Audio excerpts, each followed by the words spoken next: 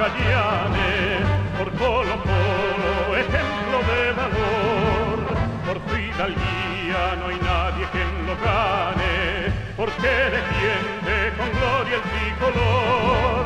Es Colo Colo como el gran araucano, que va a la lucha jamás sin descansar, porque el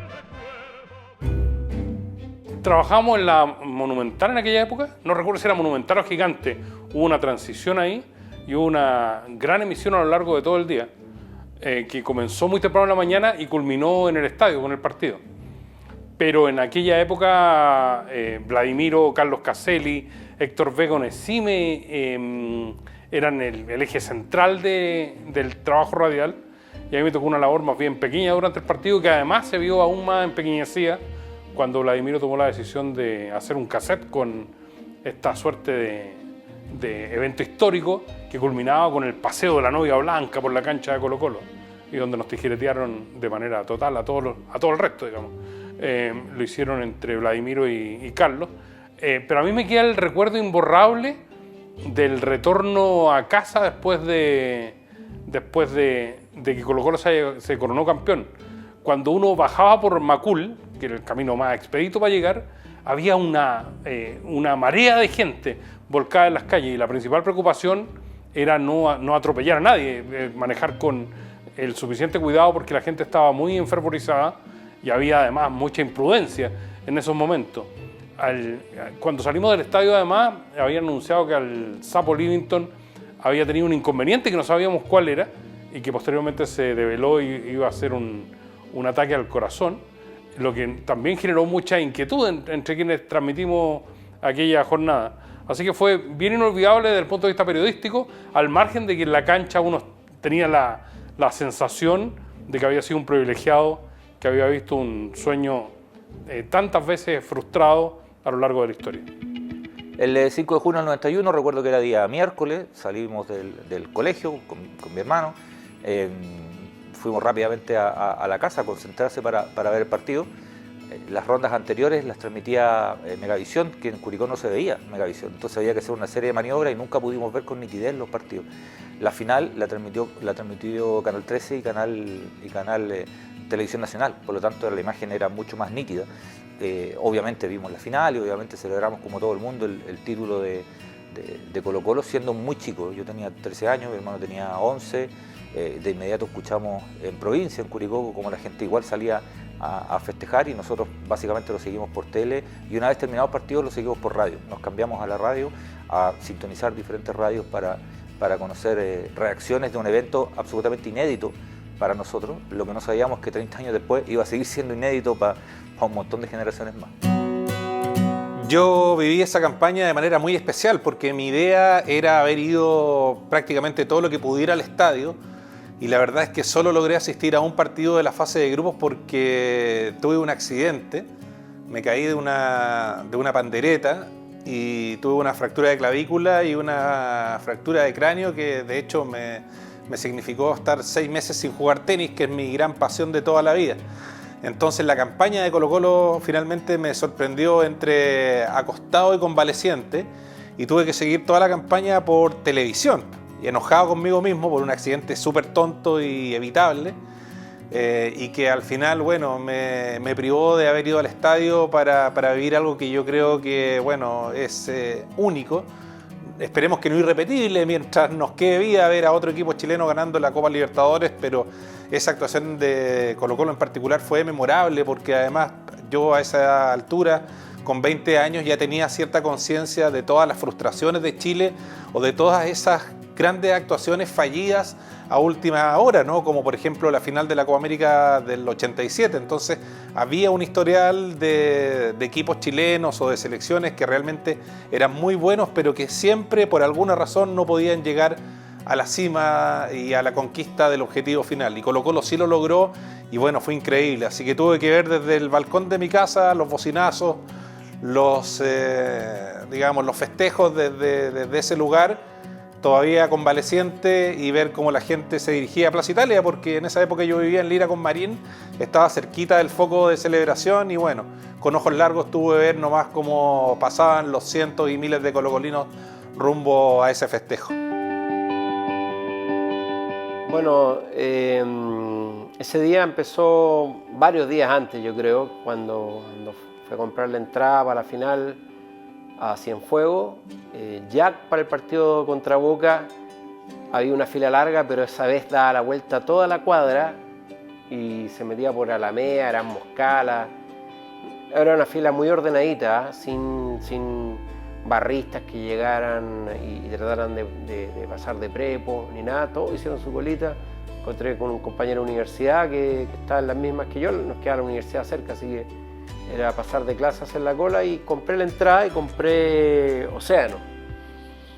Pero los amigos con los cuales siempre iba al estadio habían comprado el codo norte, nororiente, no me acuerdo cómo se llama, ese codo, pero ese codo habían comprado. Así que yo le pasé esa, y mi hermano, que había comprado justamente ese codo, le cambié la entrada, le pasé un Océano a él, que él iba a llegar tarde, y bueno, y fuimos. Y nos llegamos tempranito al estadio, muy temprano, yo creo que a las 3 de la tarde tiene que haber sido, y ya había muchísima gente, y ya significó sentarse en la escalera, una entrada ordenada, nos fuimos en micro, el metro todavía no llegaba hasta allá, pero había mucho nervio, Colo-Colo tenía muchas bajas, y nos sentamos en la escalera a esperar.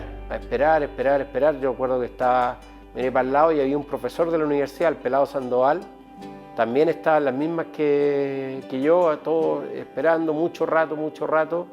El tema es que me acuerdo de una llegada muy al comienzo del partido que salva el Loro Morón, que la gente se paró, la vi más o menos, alcanzaba en la mano como parando el remate, pero resolvió rápido el Chico Pérez, hizo el primer gol, e inmediatamente, muy poco rato después, vino el segundo. Y me acuerdo que el segundo, había un compañero de colegio que estaba conmigo, éramos 3 los que íbamos, Eugenio, el Turco y yo, éramos los 3 que íbamos. La cábala era escuchar a la Radio Minería con Carlos Alberto Bravo, y me acuerdo cuando hace el segundo gol Lucho Pérez, se da vuelta Eugenio y me dice ¡qué golazo! Y bueno, ahí el partido como que después de la expulsión de González se aplacó. Colo-Colo lo tuvo varias veces para ganar, para definirlo, y al final lo hace Leonel Herrera, y ahí la celebración muy contenida por parte de la gente en el estadio, porque hay que recordar que estaba muy fresco lo del Maracaná, estaba muy fresca la sanción al Estadio Nacional 2 años antes de la eliminatoria, estaba muy fresco que Chile era un país débil en ese momento en la FIFA, que se podía castigar por cualquier cosa. Entonces la gente en el estadio, y lo mismo ocurrió con Boca, se mantuvo en sus lugares, poca invasión de gente, la habitual, pero no se llevaron por delante las rejas, toda la gente siguió tranquila esperando que pasara por ahí la copa con Rubén Martínez, con Rubén Espinosa. Y bueno, en un momento que hubo que irse para la casa, no había micro, me acuerdo caminando por Vicuña Maquena hasta Alameda, y la gente salía a la calle y como que vitoreaba a la gente que ellos veían que venían del estadio. O sea, los que cachaban que venían del estadio era como aplaudía a la gente que iba saliendo de las poblaciones, de las casas. Y me acuerdo que un momento una galla que estaba ahí me tira la mano y me dice si los están aplaudiendo ustedes, como que nosotros habíamos sido parte de la celebración. Y bueno, cuando llegamos a la Plaza Baqueano había un despelote gigante, pero sin ningún exceso. Estamos hablando de gente que, pese a tener una quinta parte del PIB actual, a nadie se le hubiera ocurrido saquear algo. Hubo algún saqueo periférico, pero a nadie se le ocurrió transformar eso en una instancia para aprovecharse de la coyuntura. Me encontré con gente de la universidad, me acuerdo que cuando llegué en la noche a mi casa, yo vivía cerca ahí de Plaza Italia, vivía en Vicuña con Marín, me dolían las patas, las tenía, pero me ardían, me latían de tanto caminar y de tanto haber estado parado y de haber aguantado ir al baño. Fue un día muy largo y muy especial y muy distinto y muy desbordante de manera sana.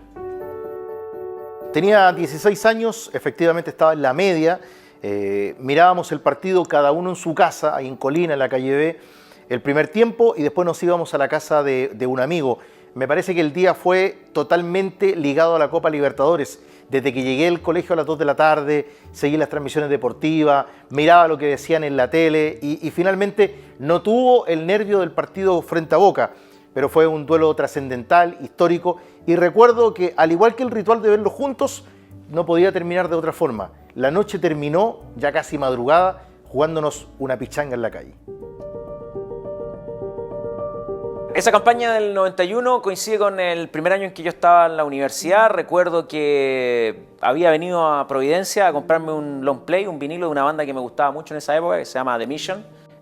Y me tomé la micro de vuelta para mi casa y cuando pasé por ahí por Departamental con Vicuña Maquena, porque yo vivía en la comuna de La Florida, ya había bastante movimiento, estamos hablando a la hora del almuerzo, pero no era esa cosa como loca o descontrolada o desbordada que ocurrió después cuando, no sé, cuando los partidos de la selección se agotaban las entradas y todo empezaba tan temprano. Yo pasé normalmente a eso de la 1, 2 de la tarde, iba con mi long play, que hasta el día de hoy lo tengo. Después en la noche, en la tarde-noche, nos juntamos con un grupo de amigos a ver el partido en un departamento. No sé si habían colocolinos en ese grupo, tiene que haber habido algún colocolino en ese grupo.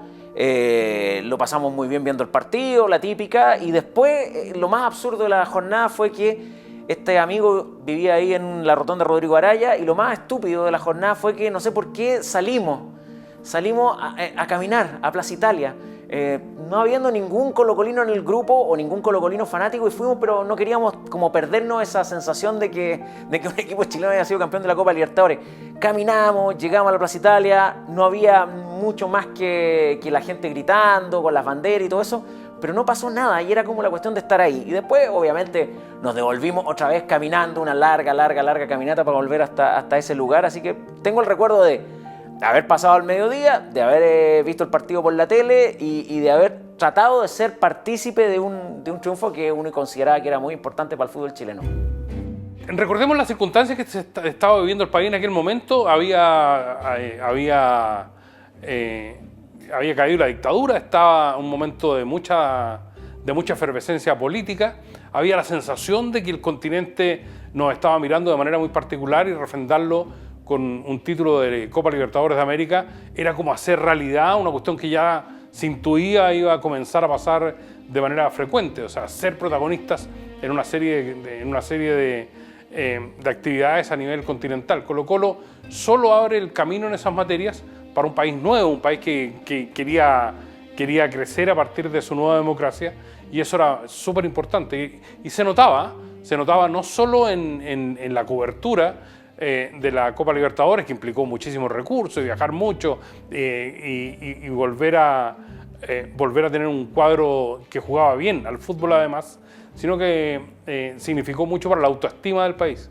Yo creo que fue un factor súper importante que se notó casi de inmediato. El título de Colo-Colo de la Copa Libertadores me parece que es un reflejo y un ejemplo de cuando las cosas se hacen bien. No pocas veces se han hecho bien, pero una sola vez terminó con título de Libertadores, otra vez terminó con título de Sudamericana para la U. Esta especie de simbiosis de armar un plantel con tiempo, no de contratar 25 jugadores en una temporada, sino que armar un plantel contratando 2 jugadores, 3 jugadores desde el 86 en adelante. Una simbiosis que reunió directivos, un cuerpo técnico de altísima calidad, jugadores en su mejor momento. Pero a mí me parece que también tiene un ciclo histórico en Chile, con un impacto cultural muy relevante. La primera final de la Copa Libertadores de Colo-Colo es el 73, cuando el país se estaba quebrando. El título de la Copa Libertadores es el 91, cuando el país empieza a unirse de nuevo en torno a una república. Y me parece que eso es extremadamente simbólico desde el punto de vista futbolístico, pero sobre todo desde el punto de vista cultural, político y social. Bueno, al final, como competitividad de clubes, a nivel de clubes, fue una isla esporádica, digamos.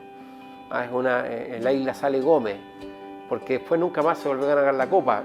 Esa década, la del 90, es la década dorada de la Liga Chilena. Ya lo hemos hablado muchas veces, Colo-Colo campeón de América, Católica subcampeón, Colo-Colo y la U semifinalistas, planteles millonarios, seleccionados argentinos, seleccionados de la mayoría de los países sudamericanos, equipos que venía a jugar acá el Parma, vino a jugar la Lazio con Marcelo Salas, había amistosos internacionales con equipos, vino el Real Madrid, jugó 3 partidos, 2 en la primera pasada y 2 en la segunda. Real Madrid jugando en Santa Laura. Bueno, Colo-Colo fue el punto más alto de ese gran momento de la Liga Chilena, algo que hoy es impensable, no hay cómo volver a eso, es otra cosa, realmente no es incomparable, es un hito que uno suponía que iba a ser el comienzo de algo y fue simplemente el fin de algo que dejó algunas secuelas, como lo de Católica, como lo de la U, como de Colo-Colo también en el 97, pero que finalmente se fue extinguiendo con alguna estrella fugaz, como el Colo-Colo 2006, la U 2011, pero en general ya no hubo continuidad con equipos competitivos y menos con un equipo que fuera candidato firme a ganar la Copa Libertadores. El título de la Copa Libertadores es algo muy importante para nuestro fútbol, porque antes a lo mejor nuestros padres, nuestros tíos y nuestros vecinos miraron cómo el propio Colo-Colo perdió una final de Copa Libertadores, cómo también la Unión no pudo el año 75, o cómo en algún momento nos asomábamos a estar en lo más alto del fútbol sudamericano. Luego de la conquista de Colo-Colo, tan importante por lo demás, se recibieron tantas invitaciones para un fútbol nuestro que estaba ahí y que era casi un lunar. O sea, el campeón de América de ese año pudo ir a jugar la Copa Intercontinental y más allá de que le fue muy mal, se paró en el Santiago Bernabéu porque lo invitaron a jugar un partido amistoso. Vinieron logros como el de la Católica, que se instaló en una final, en una década gloriosa, como dicen los tenores, que fue la década del 90, la Unión palmo a palmo el 94, la linda semi que hace la U, o la buena Copa que hace la U jugando hasta el año 96, entre los 4 mejores. Fue muy importante ese día, para los que estaban dentro de la cancha, los que estaban en la galería y los que estaban fuera, nos dimos cuenta que el fútbol chileno, de una vez por todas, pudo conquistar lo más alto del fútbol sudamericano. Yo creo que esa campaña de Colo-Colo 91 es indudablemente un hito en la historia del fútbol chileno, después de las frustradas finales de Colo-Colo, de la Unión, de Cobreloa. Creo que han sido 2 veces en mi vida las que he gritado un gol de Colo-Colo. Una, cuando Colo-Colo le ganó a Sao Paulo en Brasil en una Copa Libertadores, también entiendo que un gol de Juan Gutiérrez. Y la segunda vez que grité un gol de Colo-Colo así, pero que me salió de verdad del alma gritarlo porque había sido muy espectacular, fue el gol de Bartichotto a Boca Juniors. Yo creo que era una cuestión que siempre se veía como inalcanzable, que siempre le iba a pasar una fatalidad al equipo chileno, que si teníamos algún problema le iba a pasar al equipo que nos representaba, o si no iban a estar los árbitros, o en fin, toda la mafia del fútbol sudamericano. Se había hablado y escrito tanto sobre eso que en el fondo cuando Colo-Colo rompió esa maldición, yo creo que fue un tremendo hito, la gente lo celebra y lo atesora hasta el día de hoy, ¿no es cierto?, como un gran hito del fútbol chileno. Y bueno, no había en esa época, creo yo, tanta rivalidad, o no había tanta violencia en el fútbol, y yo creo que tengo el recuerdo de que había como un sano ambiente de alegría general, no hubo como tanta contra por parte de la Universidad de Chile o los que no eran colocolinos. Creo que fue un hito muy importante. Esa camiseta de Colo-Colo fue algo santo, un regalo para toda la vida. Soy cada día más hincha y menos un profesional. Yo voy a dejar Colo-Colo, pero Colo-Colo se va a quedar para siempre en mi corazón y alma. Así fue y así es.